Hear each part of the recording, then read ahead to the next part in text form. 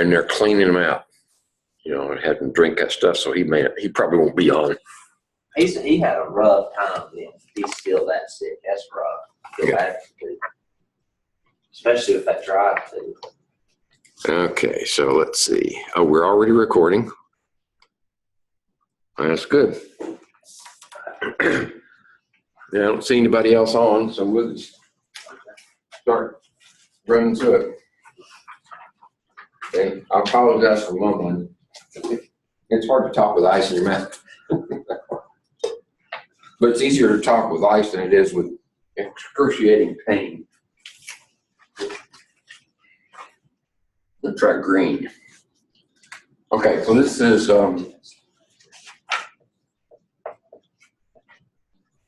CHEM100. And this is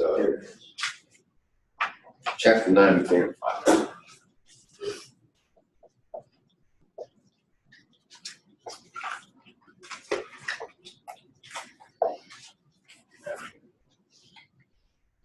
And that is 19.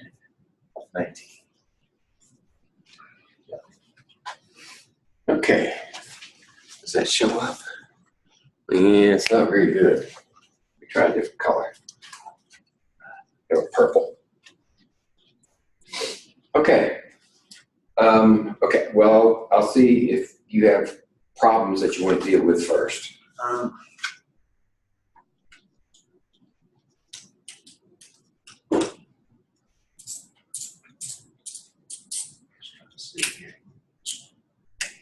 guess we just worked through a couple of the first type of problems with the conversion factors. Okay. For some reason, I always struggle a little bit with those, especially with just figuring out what factors to put into it. Okay. So the main thrust of this chapter is to use balanced chemical reaction equations, to determine how much product you can get from a given amount of reactants.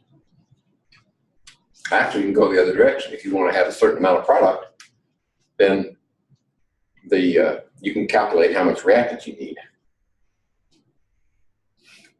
But the key is the balanced equation. So the first one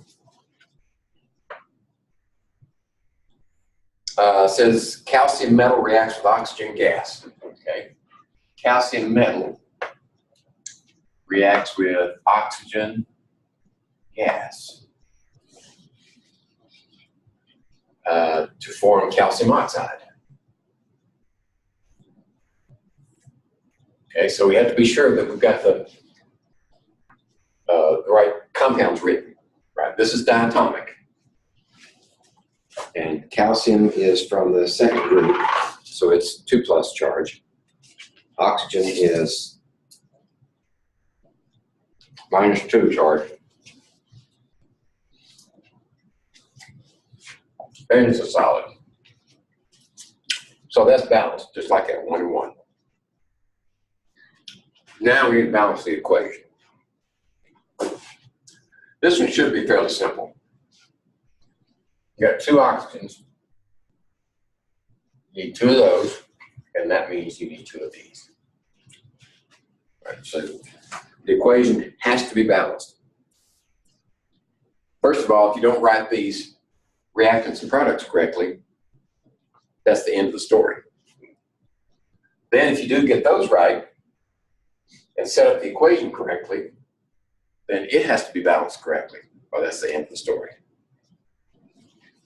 So the whole system feeds on itself. Suppose we react 5.66 moles of calcium. 5.66 moles of calcium and 4 moles of oxygen. Okay. Determine the number of moles of oxygen left over after the reaction is complete. What they're telling us is that oxygen is excess. If there's going to be some left over, it has to be excess. We could determine that ourselves, but in the heat of an exam, you take every bit of information you can get, and they've said that this is excess. Right? So, we're not even going to go to that side. We're just relating these two. Right? So, if we have 5.66 moles of calcium, okay, and we want to convert that into oxygen. So we can compare how much oxygen this requires. Okay. So we've got to cancel calcium and leave us with oxygen. And you would normally write moles in there, but I'll just leave them out because they're going to cancel anyway. And then the coefficients are 1 here and 2 there.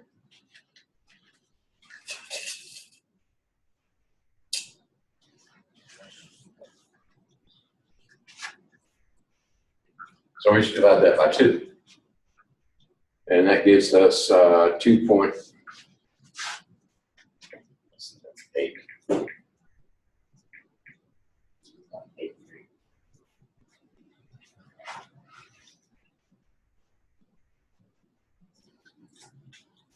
You're right. 83? Yep.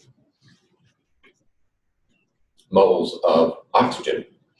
So that's how many moles of oxygen are required to consume all of the calcium. Right? So what we have left over is just subtracting those two.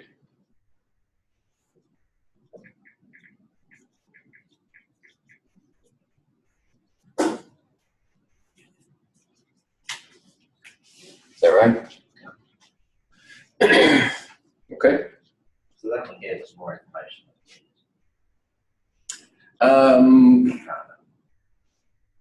Not really. Because if you're saying this is more than you need,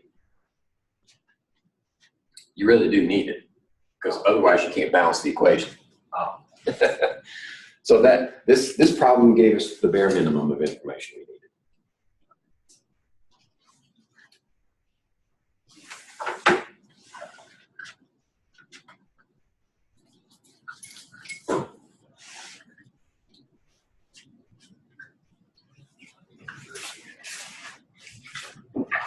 Okay. That one's kind of getting squashed. Let me see if I can find it.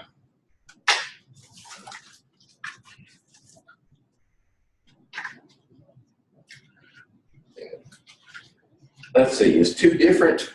That looks a little different, I think. Okay, it's giving you the balanced equation. So actually 2 should be easier than 1. That's not gonna work. Yeah, this one.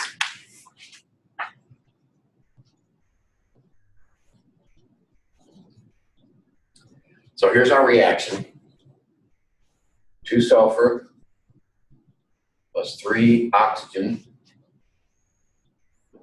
that's gas, yields 2 sulfur trioxide gas. And we're given 2.2 moles of oxygen. And they're saying this is excess. So you'll never run out of sulfur. And the question is, how many moles of this?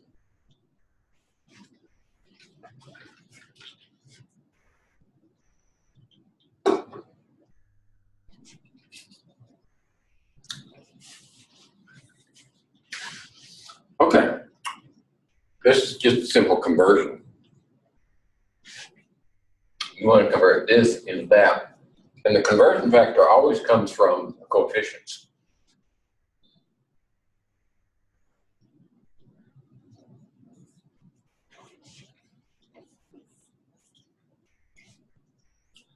So we're going to get rid of oxygen and leave us with sulfur trioxide.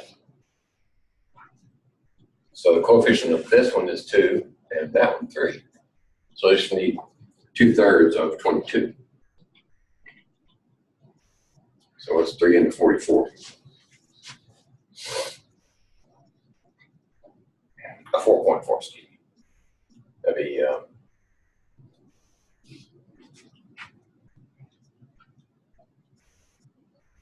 wait a minute, that's about 3 into that is 0.7. About 1.4, isn't it? Yeah, it's just got a bunch of 6s after that. Oh, then we want to round it. If it's got a bunch of 6s, 1.5 mole.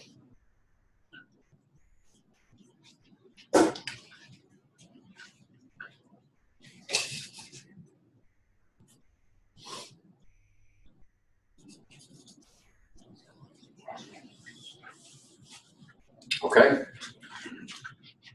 Does the idea of conversion factors make sense now? Yeah. It's coming from the balanced equation. I was overthinking it. Huh? I was always overthinking it. Now, as long as you just got moles, then your conversion factor will come from the coefficients. If you're given grams or some other unit of measure, you have to convert to moles first before you can move from any point A to point B in the equation. We have an example here.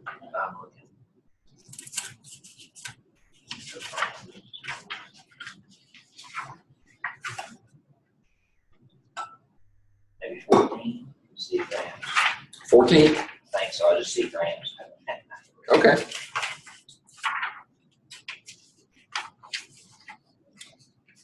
Oh, this one requires a little logic. That's okay. Need a big chunk of ice.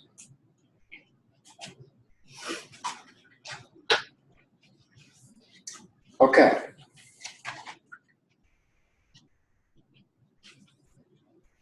For 14, we consider this reaction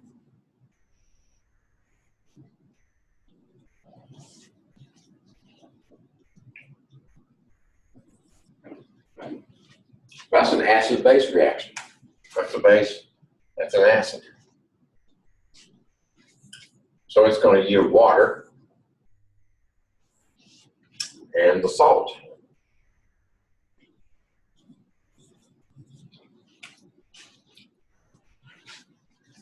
All right. So we're given 0.55 grams of water were produced from 1.2 grams of aluminum hydroxide.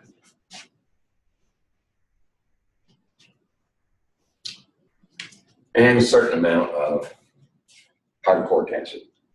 Which of the following statements is true? Choose the best answer.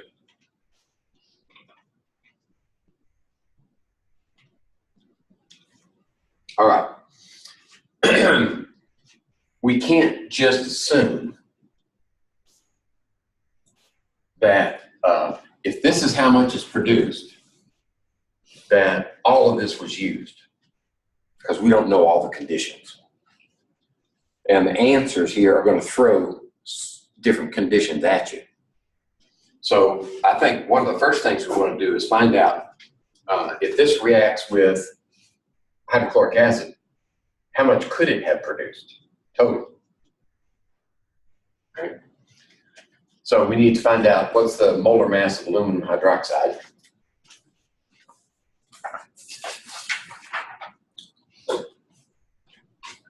That would be 2698. And then 3 times 16 for oxygen, and 3 times 1.01 for hydrogen.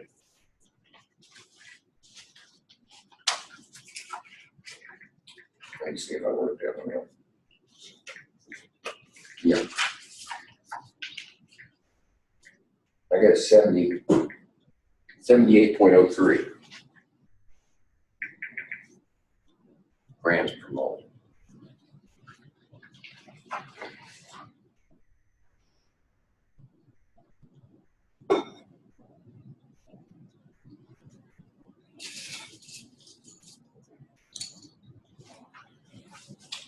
So now we want to convert this to moles of water. First, we have to find out how many moles this there are.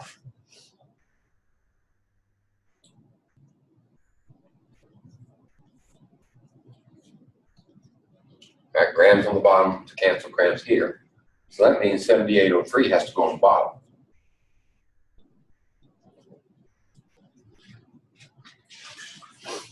And that makes 0.0154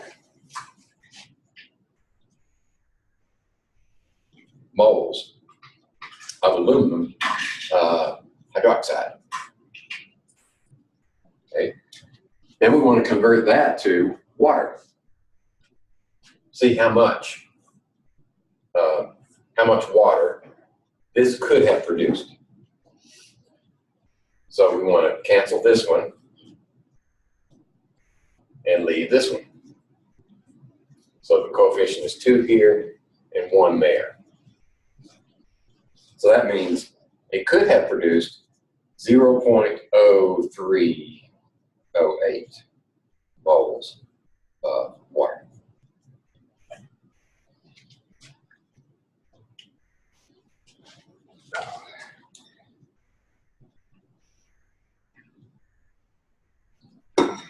Okay. Now, since water's in grams, we've got to convert back to grams. So we take water.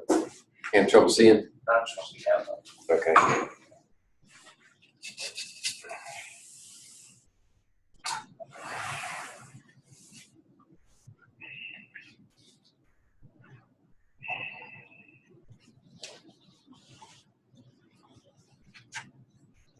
I'm gonna have to do less talking.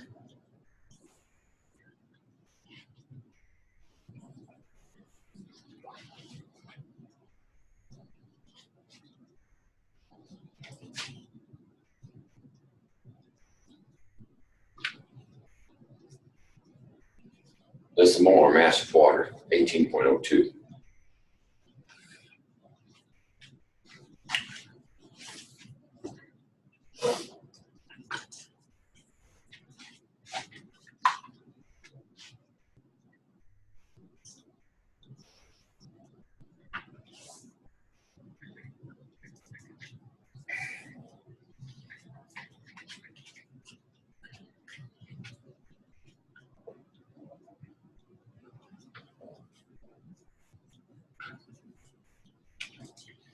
So they're within margin of error.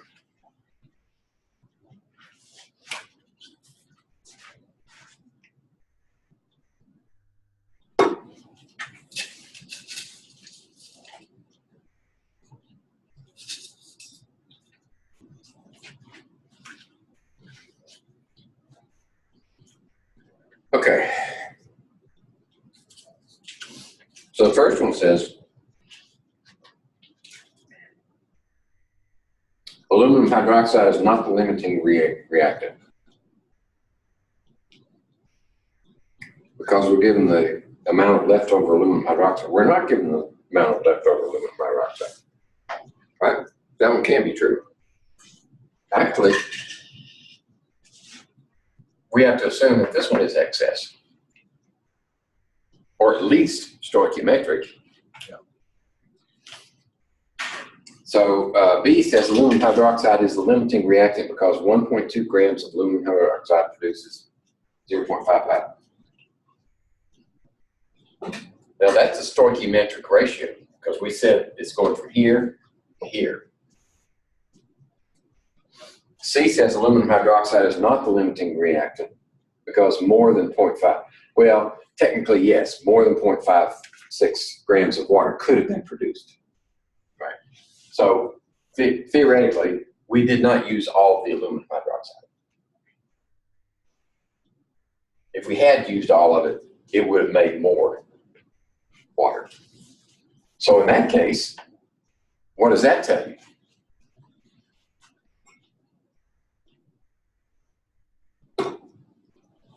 That tells you that this is the limiting one.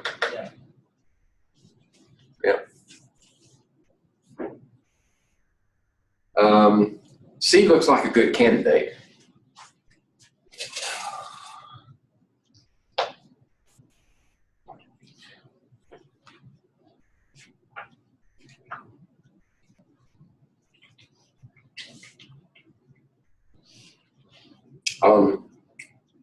D and E both fly in the face of our methodology. Aluminum hydroxide is a limiting reactant because it has a smaller coefficient. That coefficient has absolutely nothing to do with limiting reactants. So, C's the best answer.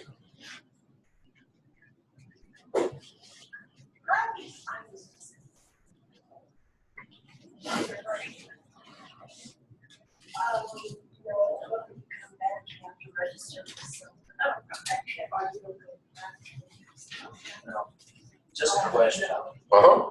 On number 15, it says according to the unbalanced equation. So would we still balance that one? Mm-hmm. Right. If it says that that equation is unbalanced, you better balance it. Okay. Just making sure.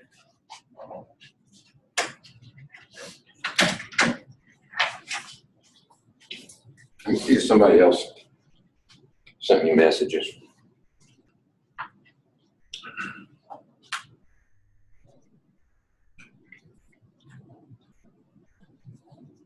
Oh. Okay. Que sera.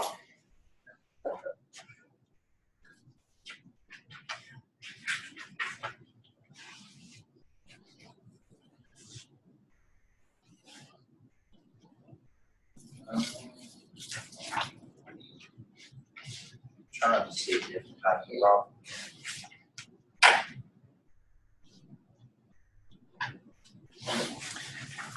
Yeah. I guess 19's a little different. That kind of still a repetition. But then once we get up into the 60s, 70s, it starts getting up into the percents.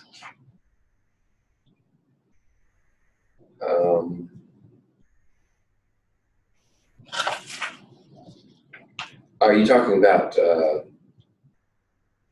percent yield? Yeah, wait, number 60. Number 60. Yeah.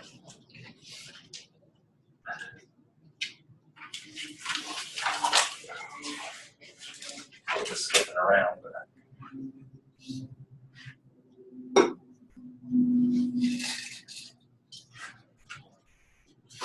Okay.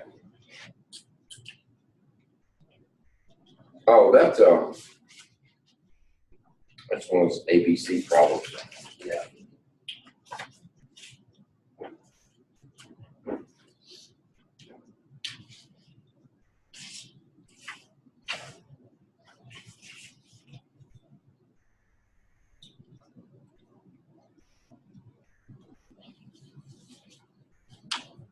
Okay, this shouldn't be a real showstopper. Sometimes those ABC problems are a problem. I let booby trap markers out here.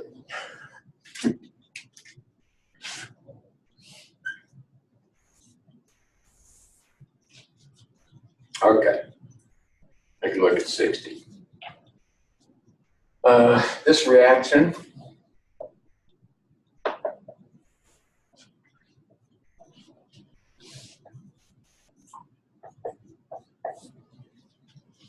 you have to assume it's balanced because it doesn't have any real elements or chemicals in it. And then we're given 3.35 moles of A.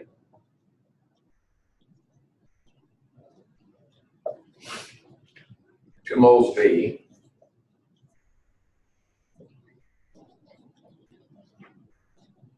React to form 4 moles of C.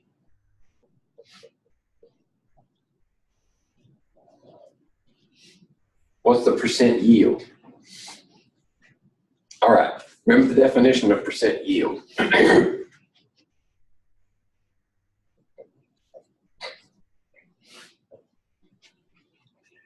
The actual amount product divided by the theoretical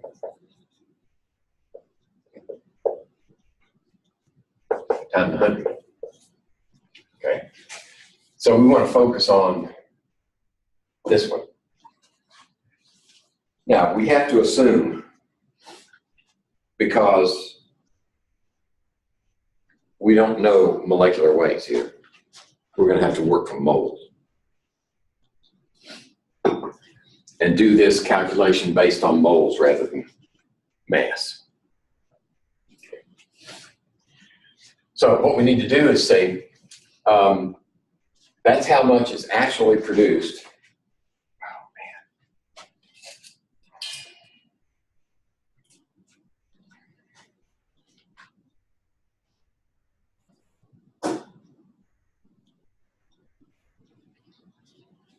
We've got to say,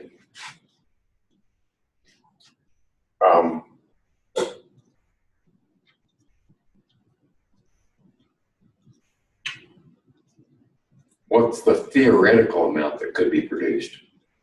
So one of these is going to be limiting.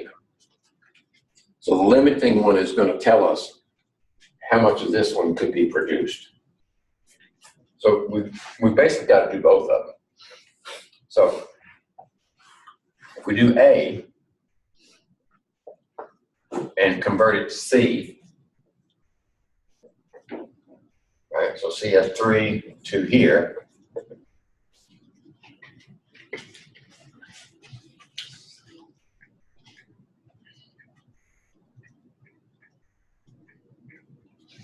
If 5.03 moles of C. And if we do B,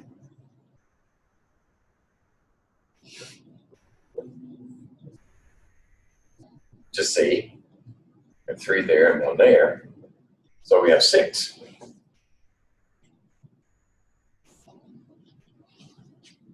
Now, which one's limiting?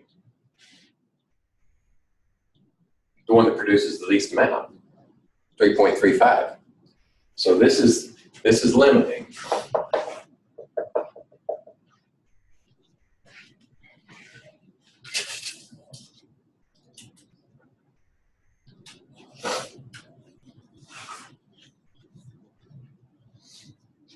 So that means this is the maximum theoretical amount that could be made, 5.03. So then we'll take our formula.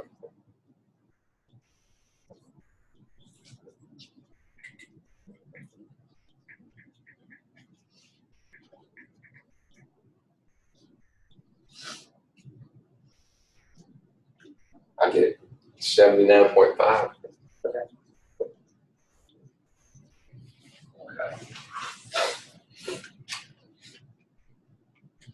Close enough.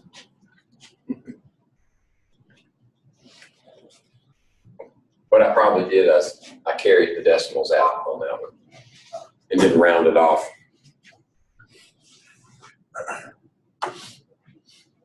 So, yeah, that answers the question.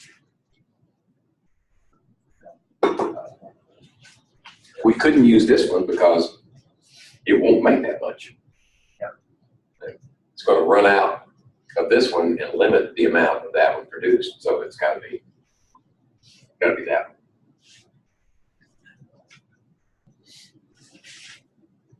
That wasn't too bad for an ABC.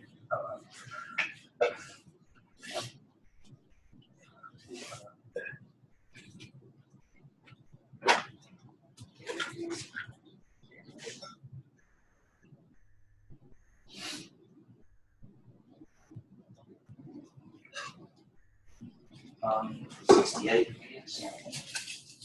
Because it looks like it's moles and grams. Okay.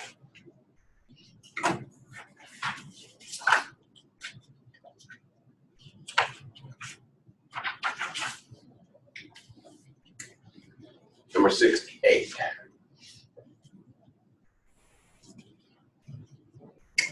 So for this reaction, which it appears to be balanced,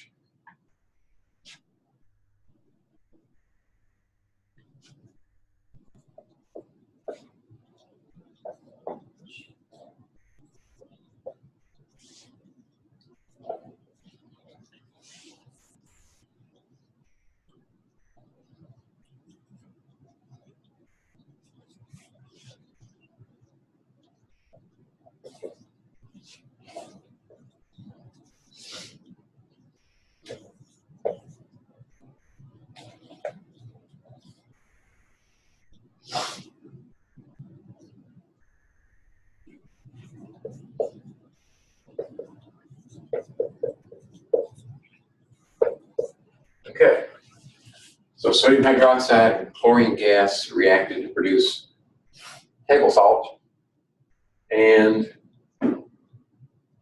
sodium chloride. That's water.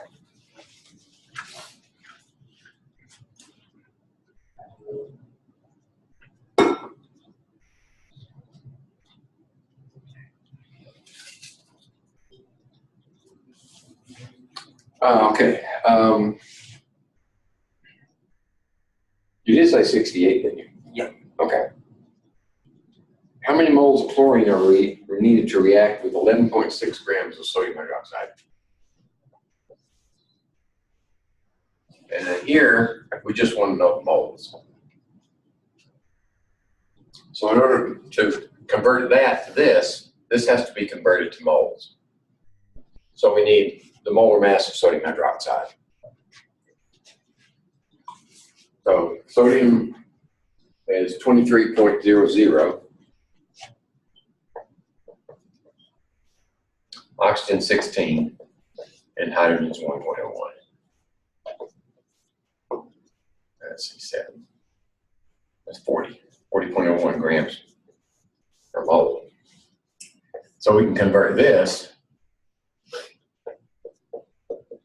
like that. So 11.6 divided by 40.01.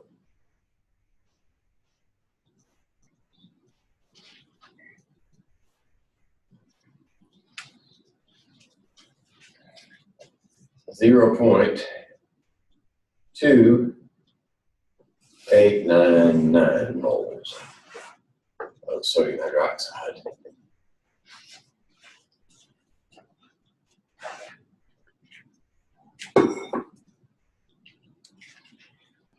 And now we want to convert that to how many moles of chlorine. So you just need the conversion factor from your balanced equation.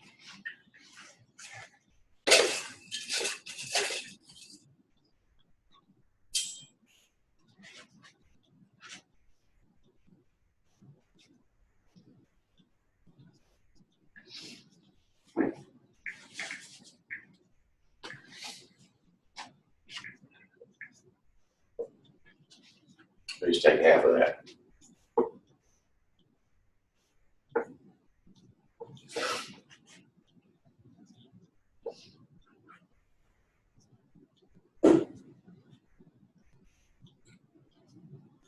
Is that right? Round it off. I messed something up, didn't I? That was 1.1495. No. 1.495. Yeah, and then a 95. No, it's 4495.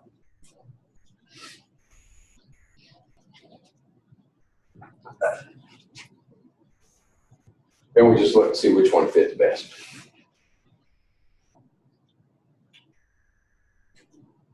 Looks like B. It rounds it off. Right, 3 significant figures.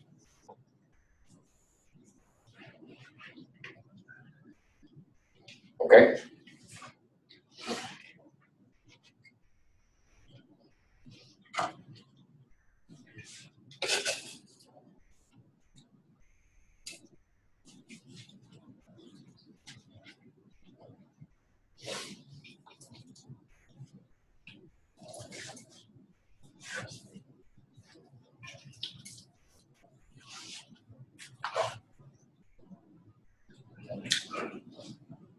Let's see. Let's be sure I'm not missing anything.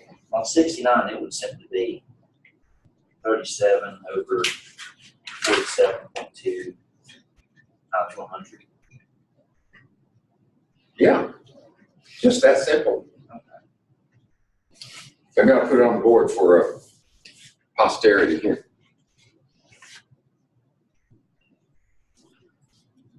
So there's a lot of fluff in number 69.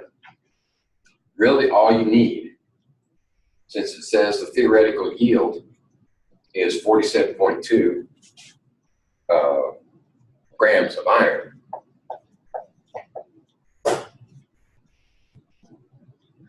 But the reaction only gives you 30 37.0 grams.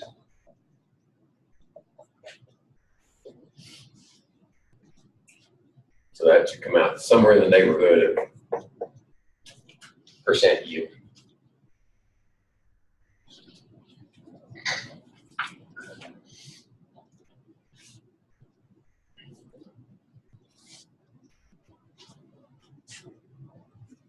Let's see. Do we have any short answers over here? Let's see.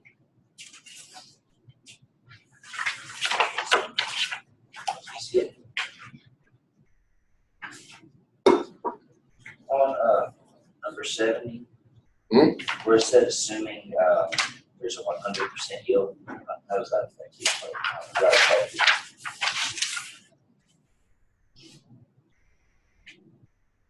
Oh, if the problem says 100% yield, it's just a pure stoichiometry problem. Oh, okay, so there's not going to be a limiting factor. Oh yeah, there might be, but